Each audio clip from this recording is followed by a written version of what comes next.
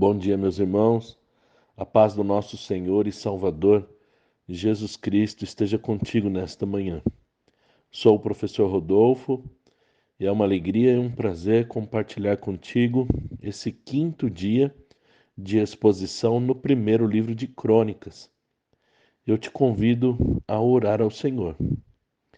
Senhor nosso Deus, nosso Pai, Pai do nosso Senhor e Salvador, Jesus Cristo, nós te louvamos nesta manhã pela oportunidade de ter comunhão contigo, pela oportunidade de poder adentrar a tua presença, ou melhor, permanecer na tua presença, porque somos templo e habitação do teu Espírito. O Senhor habita em nós e a tua presença é constante em nossas vidas.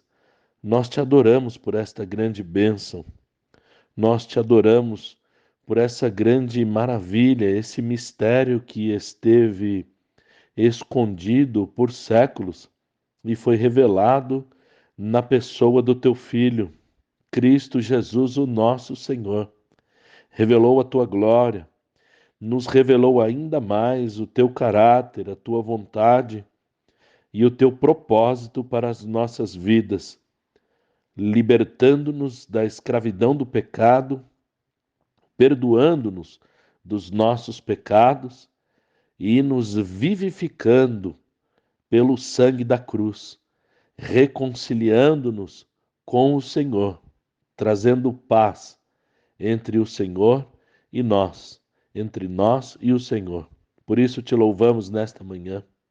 Pedimos o teu auxílio, a tua ajuda para compreender a tua palavra, para compreender ao Senhor através da leitura, do estudo e da exposição da tua palavra, conhecendo ao Senhor, crescendo assim na tua graça e no conhecimento do teu Filho Jesus, para que melhor possamos imitá-lo, para que possamos realmente sermos imitadores de Cristo Jesus, refletindo a sua glória para aqueles que nos cercam e aqueles que nos veem.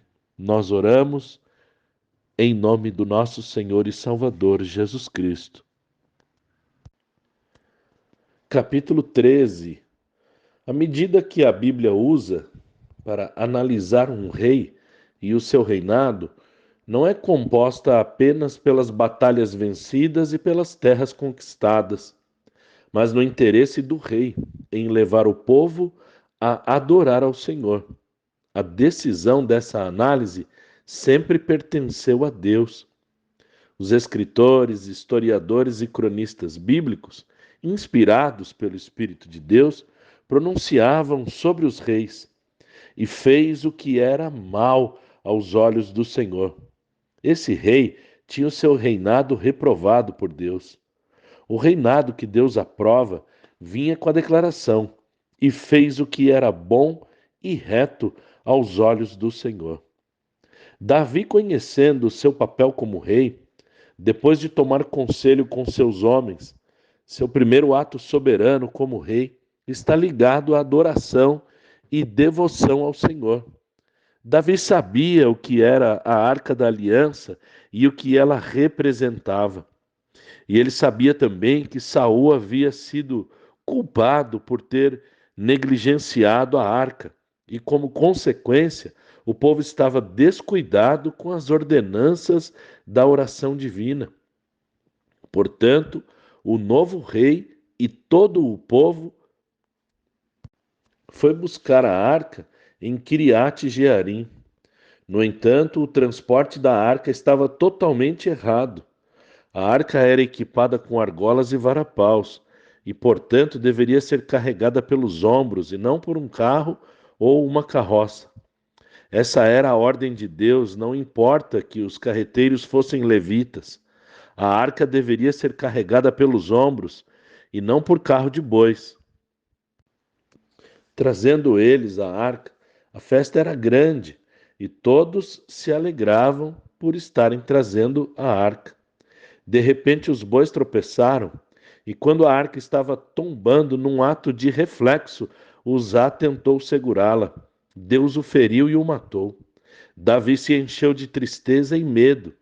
Foi incapaz de continuar o trajeto até o fim, deixando a arca no meio do caminho, na casa de Obed-edom.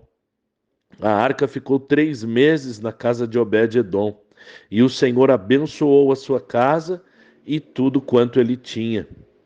O povo de Deus deve ser dirigido por sua palavra, por suas leis, estatutos e mandamentos. As ordens do Senhor precisam ser observadas. A adoração a Deus exige ordem e decência de seus adoradores. Aqueles que servem e ministram no momento de adoração precisam ter um cuidado reverente e conhecer a cada detalhe exigido pelo Senhor no seu ofício, como servo, como um mordomo, um despenseiro que está cuidando das coisas que foram santificadas pelo Senhor e confiadas ao ministro.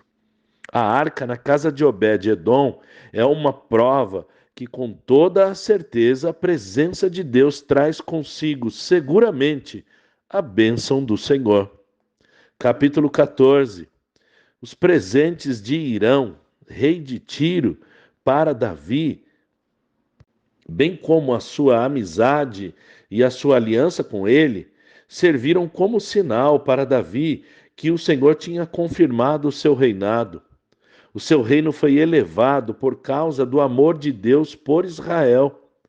Davi foi levado a saber que toda a sua glória e grandeza foi dada apenas como ministro de Deus, para executar os propósitos divinos, em direção ao povo escolhido, agindo soberanamente na preservação da linhagem da promessa de onde viria o Messias. Davi tomou mais mulheres em Jerusalém, e isso era comum na época, e gerou mais filhos e filhas. Ouvindo os filisteus que Davi tinha sido ungido rei sobre todo Israel, todos os filisteus subiram para procurar a Davi, na esperança de destruí-lo antes do seu trono ser consolidado. Eles sabiam da bravura e do patriotismo de Davi, e pelo medo de que Davi invadisse suas terras, pois Davi tinha profundo conhecimento do seu território, conhecia os seus pontos fracos. Resolveram, portanto, surpreendê-lo e matá-lo antes que ele se estabelecesse. Davi sempre perguntava ao Senhor antes de entrar numa batalha e só saía com a certeza da vitória. Assim subiu Davi a Baal-Perazim e feriu os filisteus que fugiram, deixando seus ídolos. Davi ordenou que queimassem os ídolos. Os filisteus voltaram e Davi consulta ao Senhor novamente, que lhe dá uma nova estratégia. Dessa vez ele não deveria confrontá-los, mas esperar e dar a volta por um outro lado que o Senhor lhe havia ordenado. Davi fez como Deus lhe ordenara e feriu os exércitos dos filisteus. O nome de Davi se espalhou por aquelas terras, e o próprio Deus fez com que Davi fosse temido na região. A primeira e a segunda vitória de Davi contra os filisteus nos ensina sobre a necessidade de perseverar em oração. Nos ensina que a necessidade de oração é diária. O pão nosso de cada dia nos dá hoje. Implica em oração todos os dias. A vitória e a resposta da oração de hoje não garantem a vitória na luta de amanhã. Será preciso consultar ao Senhor, buscar o seu conselho a cada novo desafio, novamente orando e buscando o conselho do Senhor. Muitos crentes fracassam em tarefas fáceis e corriqueiras porque são especialistas naquele ofício. Davi era especialista de guerra, mas sempre dependeu de Deus e do seu conselho, e nunca confiou em suas próprias habilidades ou estratégias, mas sempre confiou no poder de Deus e na sua misericórdia.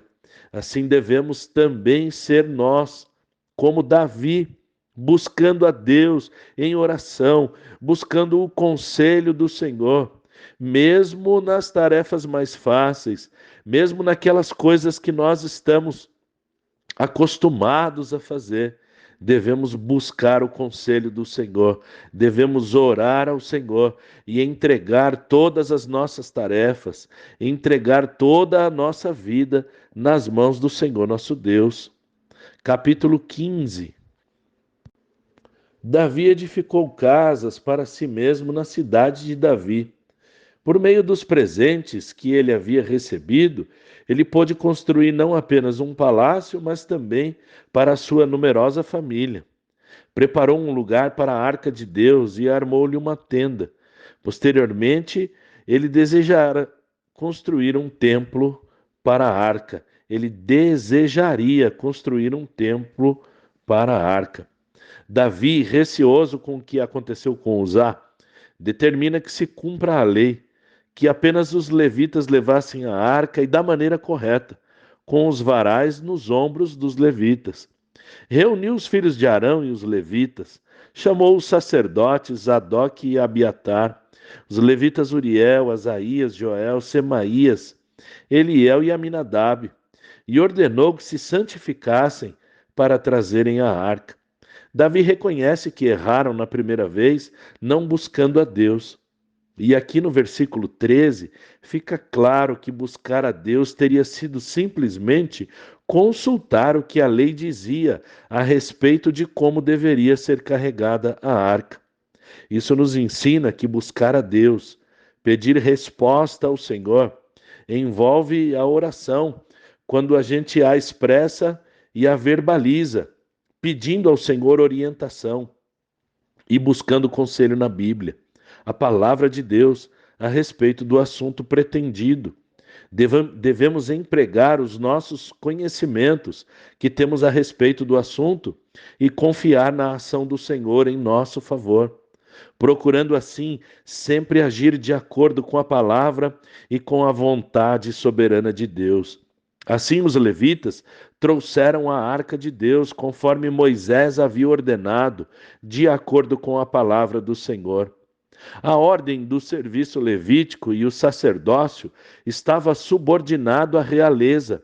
Embora o serviço do santuário pertencesse ao sacerdócio, o rei era o ungido do Senhor. E por isso a grande importância quando o rei buscava fazer o que era bom e reto aos olhos de Deus. Como chefe, Davi ordena tudo e estabelece o canto para o serviço de Deus. Assim, a arca é transportada da casa de Obed-edom para a tenda preparada em Sião. Davi deixou participar da solenidade os anciãos do povo, os ministros e oficiais, além dos já nomeados. Assim, a arca foi transportada com a ajuda de Deus e os levitas sacrificaram ao Senhor. E todo o Israel levou a arca da aliança do Senhor, com júbilo e ao som de buzinas, de trombetas, de símbolos, fazendo ressoar alaúdes e harpas. E chegando à arca, a incrédula Mical, filha de Saul, ao ver o rei dançando e se alegrando, o desprezou em seu coração, pois teve ciúme de Davi. Aqui no capítulo 15, mais uma vez fica claro como as coisas fluem, sendo executadas da maneira correta e de acordo com a palavra de Deus, a obra de Deus, os negócios de Deus, o serviço ao Senhor, sempre devem ser executados de acordo com a vontade de Deus, de acordo com a palavra de Deus, de acordo com as suas ordens. Assim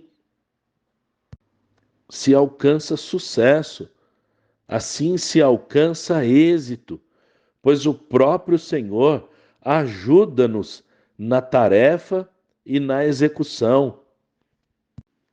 Quando fazemos as coisas da maneira que o Senhor não ordenou, como quando a arca foi carregada pela primeira vez e a ira do Senhor se acendeu, assim é até hoje, quando nós fazemos a obra de Deus e o serviço de Deus sem consultar ao Senhor, sem consultar a sua palavra.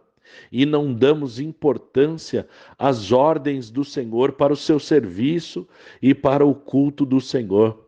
Assim também, quando nós fazemos da maneira correta, assim também, quando nós observamos a lei, a ordem e a vontade do Senhor, o próprio Deus é conosco. A mão de Deus será conosco. As tarefas serão bem-sucedidas, porque o Senhor, o mesmo Senhor que auxiliou os levitas, também nos auxilia. Que o Senhor nos abençoe neste dia, dando-nos a sua graça, a sua misericórdia e ajudando-nos nas tarefas diárias e também nas tarefas a serviço do Senhor nosso Deus.